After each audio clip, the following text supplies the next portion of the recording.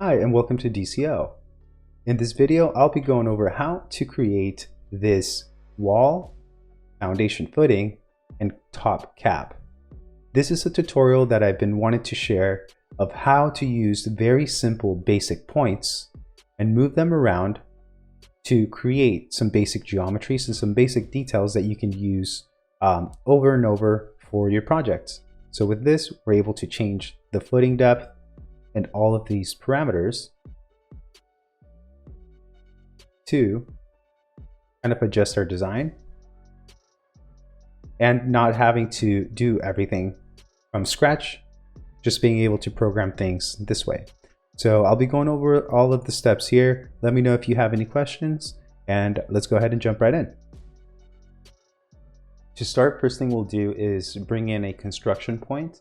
And the reason for that is because we always want to be able to change the location of where we're starting our design. So we'll go here to construct point.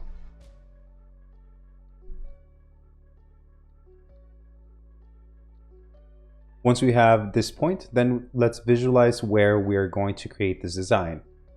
If you see, originally we have the X, Y plane here on just the 0, 0 point.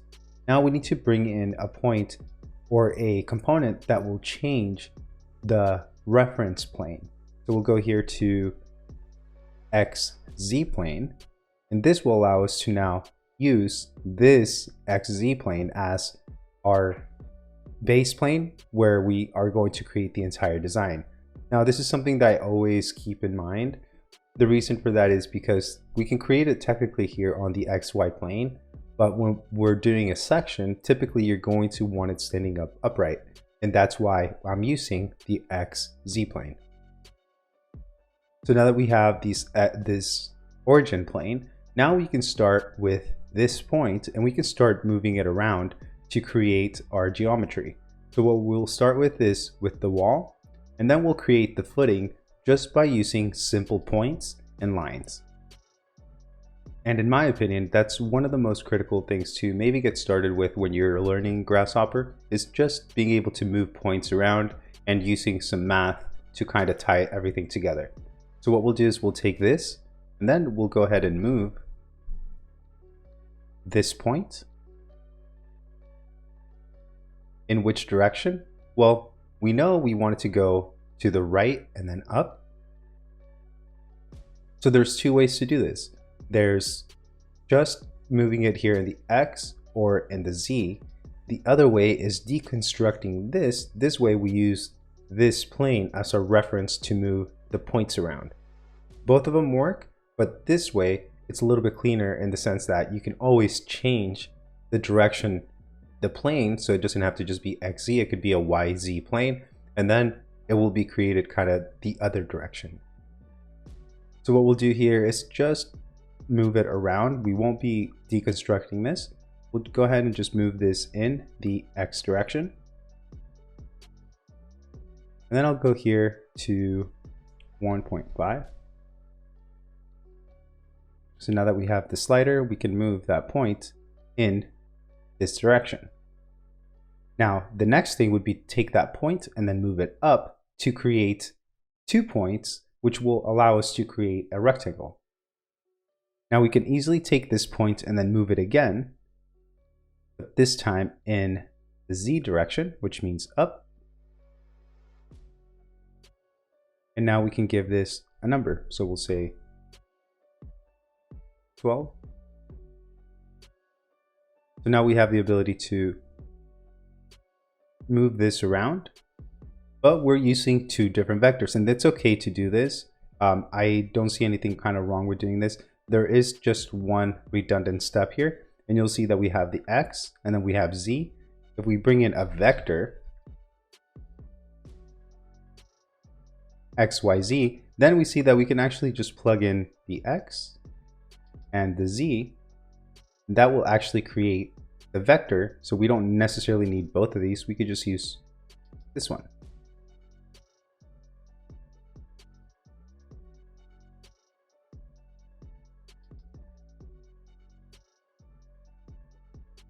So we have this point up here and this point originally. So what we'll do now is create a rectangle between those two. We'll go to rectangle, 2 points, and start with the bottom point, point A, and then use the second point for point B. Now it won't work, it'll actually create a line here. And the reason for that is because it's going to ask you for a plane input. And this is the reason why we brought this in. Now we can use that plane and it will use this reference plane to create this rectangle. And so technically this rectangle would represent the wall. So let's go here to boundary surface. And we have the ability to change this. So this is going to be wall height.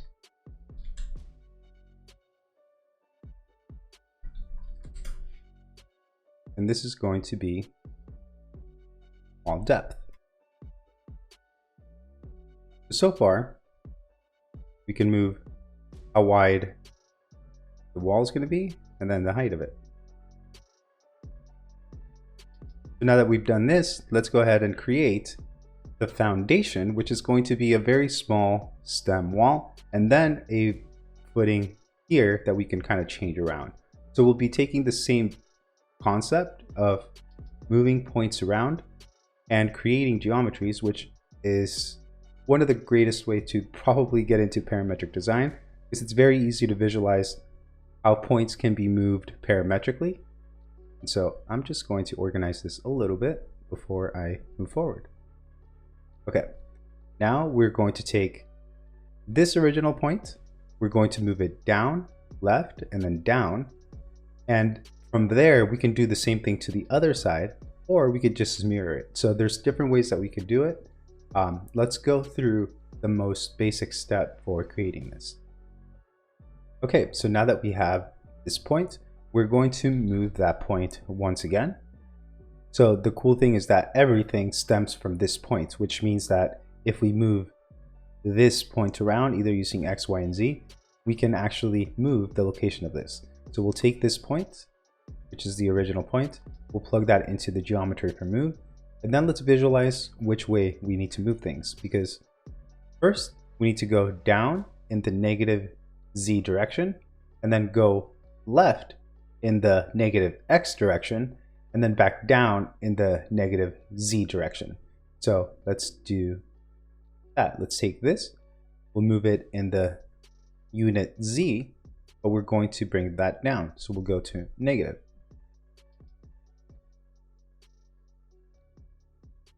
Then we'll move this on the negative X. So we'll take this and copy this here. Now we could technically do this, but we actually do want this point. We don't just want to move it across. So we'll take this point, bring that into geometry. So basically copying that motion again. And since we have this plugged in, we actually want to go negative X. I'll go here to X. I'll bring in a negative component.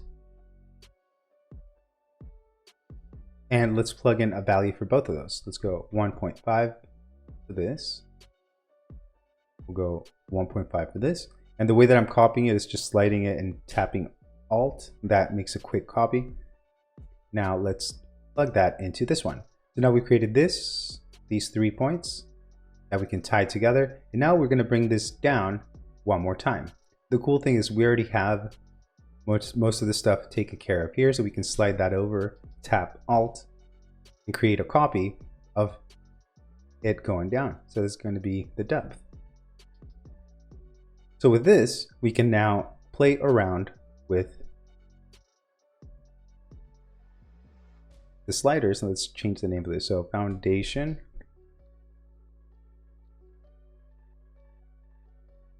Foundation wall. Footing width. Here's the thing about this, okay? And it's good to kind of visualize some of these things, because if you notice that here we have this amount, which is going to be the width. So let's say 2, but it's 2 not from the center. It's going to be 2 from the location of the wall. So this is where sometimes we'll do footing width, and then we'll go to wall depth, So we take this number, wall depth, we divide that by 2 because we don't need the whole wall, we just need from the center. So when we divide 0.9 by 2, we get 0.45. This is what needs to be subtracted from this number, right? Why? Because that is the amount that we have extra, which would kind of mess with us because the overall dimension of this footing would actually not be 2 feet. It would be 2.45. So this is why we take this and we subtract. And to us, we're just going to see, oh, the footing width is 2. But in reality, let's go here. So let's see here. We have 2 going here. And then we have 2 minus this one. So basic math here in the sense that when we're using subtraction, we want the big number at the top. And then now we have the leftover, which is 2. And that will be determined here because the calculation is done after the fact. So if we go to 2, let's now take this point. I will bake it. And then I'll also take this and bake it. And I'll take this and mirror it from the center. Now I will create a line segment and type in length. So now it says 4 inches, but it's going to be 4 feet. Oh, and that's the other thing. This is in inches, but technically it's supposed to be in feet, so we can change that easily. Just go to large objects, feet, and everything will still be working here. Now, the other thing that I kind of didn't foresee, but it's really good that we're kind of talking about this, is the fact that since the footing width is from the center, it's 2 feet from the center, which means that technically it's 4 feet overall. So this is why when I take this and this and I bake it, and then I take this point and I mirror it from the middle, now here we're going to have 4 feet. And that was taken care of by doing this and then taking this, and we're going to need to subtract. So let me show you here. So since technically our footing width is supposed to be 2, it's 2 feet from the center, which means that this is incorrect. So this divided by 2, let me show you why. Because the footing overall width is actually going to be 4. But that is divided by 2, which makes it, again, 2. And then this is what will be plugged in here. So now it is accurate in the sense that I can delete all of this stuff, go back here to this point, then go to this, bake it. Whoops, let's do that again. Bake it. And then I'll take this point, mirror it down the center. And now in here, we can dimension between these two. It says 4, which is 4 divided by 2.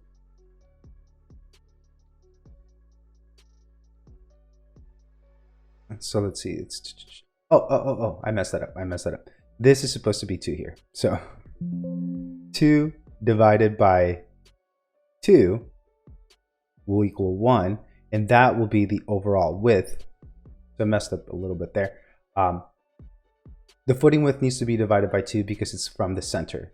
So now if we do this, and I feel like it's kind of good for me to show you some of the work behind the scenes, because now we can take this, mirror it down the center, and there's other ways to kind of double check your work here. Let's go here to mirror down the center. Now we'll do that again, dimension it. So now it's at 2, so it's accurate to the dimension here. So now I can move this around and we'll be good. So the next thing we'll do is take those points that we created here and let's move them to the other side. So basically doing the exact same thing, but down and to the right. Or The other one is going to be to create a midpoint here and then mirror this to the other side. I feel like it's going to be more useful if I just walk through the steps of creating the points. So let's do that. Let's take this point, let's copy this over, and rather than negative, you do go negative, but you have to move this point to the right. So that's the first thing we'll need to do, is move this point in which direction? Well, we know that we want that same wall depth. We'll bring unit X because that's the direction we want to move it. And since we already have this one combined with the Z, we have to separate it. Now we've taken this point. Now from this point, I'll move this down. From this point, now we're going to move that down. So we're going to be using this exact same component. So I'll tap Alt and use this one. Then this one, I'll tap Alt. I need to plug this one in, but this one is actually going in the negative direction. We want it to go in the positive direction. And we'll do the same thing for this last one. Copy this one, plug in the output into the motion. And for the motion, we do want negative Z. So we do want this one. So we've created a copy going one way and a copy going the other way. And now we can connect the dots using a polyline. Let's go here to polyline. And let's see if they connect in the way that I'm visualizing how they're organized. Because sometimes when you plug them in this way, they don't come in organized. And that's something that we can adjust in another way, but let's just go through here. So I'm holding down Shift and I'm just adding the points relative to the form that I'm trying to create. So let's move to the first one.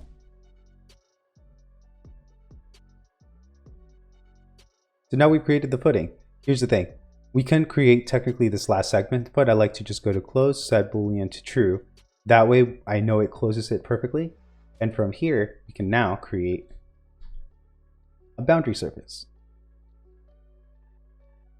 Now let's change some of the slider names so we can see this is the 3-foot square footing. The foundation wall is going to be 0.5, which is 6 inches. And we can always change this to be inches by multiplying by or divided by 12. And this way you can change the units here. This is going to be the footing depth.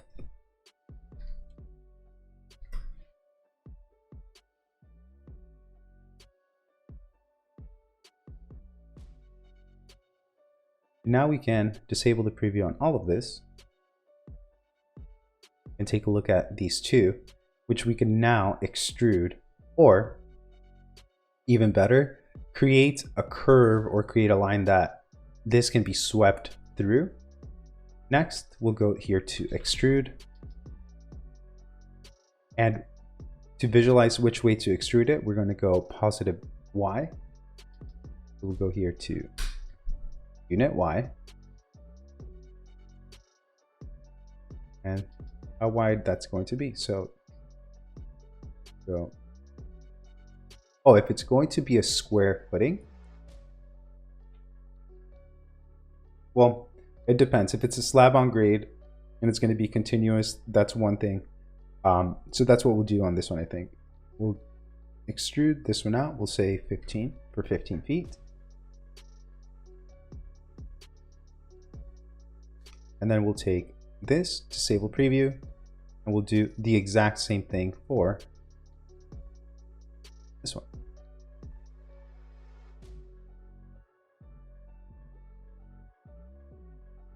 So we have a basic detail of a wall with a foundation where we can play around with the wall width, with the height, the overall footing width,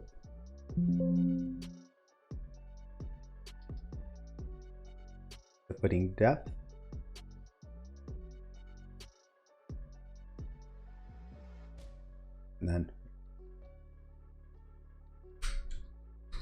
wall length. Now, the last thing that I would do on something like this would be like a cap here at the top. So let's go here to preview our rectangle. And I'm going to do something funky here. Let me show you. I'll take this. We're going to explode this curve. And we're going to select the top item. We'll go to list item. And it picked the bottom one. So let's see, sometimes if I reverse, it'll do the top one, but it did not in this case. So let's go here and move this to a different index so we can pick the top one. Oh, so it happened to be that 2 is the top one. Now we'll go here to an area component or midpoint because we actually want the midpoint. All right, so now here we're going to create a detail. Now I'm visualizing here a rectangle, and that will be kind of the cap for the wall. So we'll take this, create a rectangle, and the rectangle is going to be located on this plane. So it's right side up. Here's the thing, we need to bring in the XZ plane right on that point. So let's do that.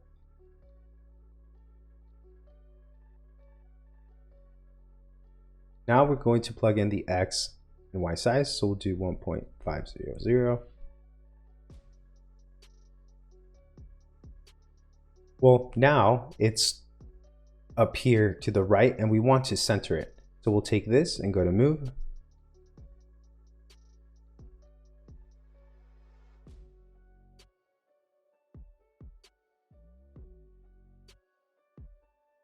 We're going to be moving this using the same vector X, Y, Z.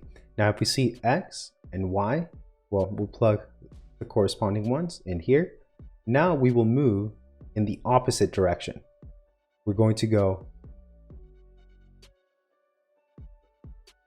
let's see here. So in the X, I'm gonna go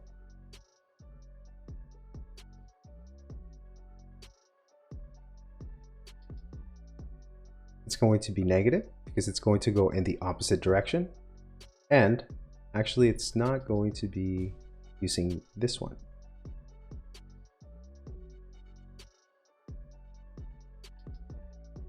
Because this is using a different XZ plane. So technically we need to deconstruct this plane. Now we can move it in those directions using amplitude. So I'm pretty sure there's a different way to do this. I'm trying to think of. Okay, there's an easier way. What I'm doing is I'm trying to center this here and then do a Boolean difference, but going back, simplifying things a little bit here, what we'll do is we'll extrude this in which direction? In the Z direction. And we'll give that a number. We'll say 1.5. Next, what we'll do is we'll take this and bring in an area component. So the center of that, and we're going to scale it slightly. So we'll use scale uniform, and we'll use the center to scale from the center, and then we'll use this to scale up that form. And we'll scale it up just a bit, like 1.5. And then disable the preview on this, because now we can take this and scale it kind of up and down. And then with this, we can play around with the height of it.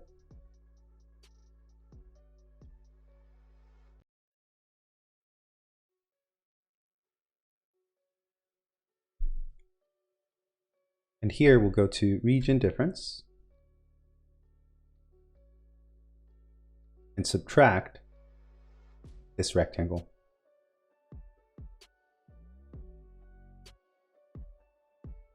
And here I'll use a fillet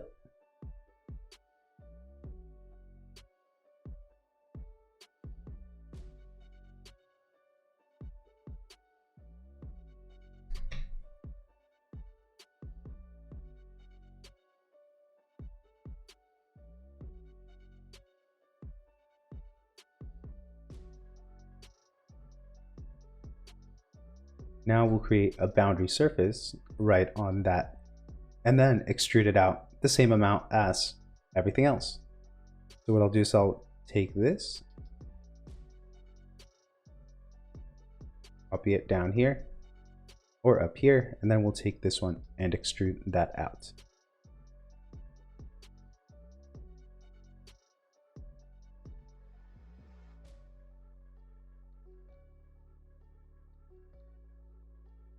The lowest number I'll make here will be 1 because 1 maintains the same size, but we can always increase this here. And lastly, here,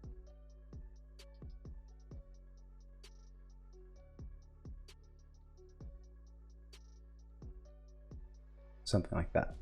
You can obviously add more materials, but this gives you an idea of how to use points, move them around, create details that we can then update, and everything will kind of update using these sliders, and everything's tied together using points. The last thing that I can visualize here that would be different on this is possibly the footing would go out here, and that's something that can be adjusted.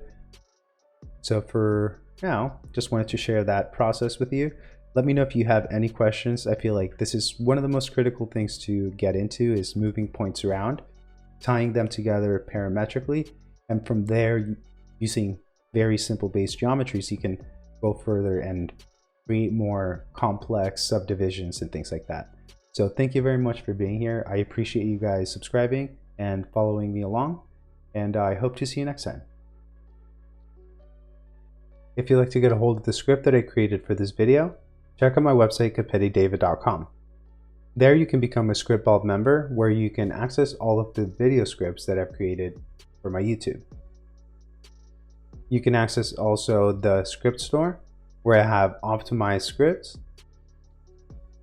And lastly, if you want to learn Grasshopper and you've never tried it, or you want to share that with someone, I have a 6-module course that will help anyone get started.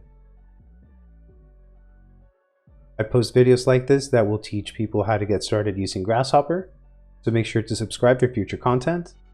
I appreciate you being here, and I hope to see you next time.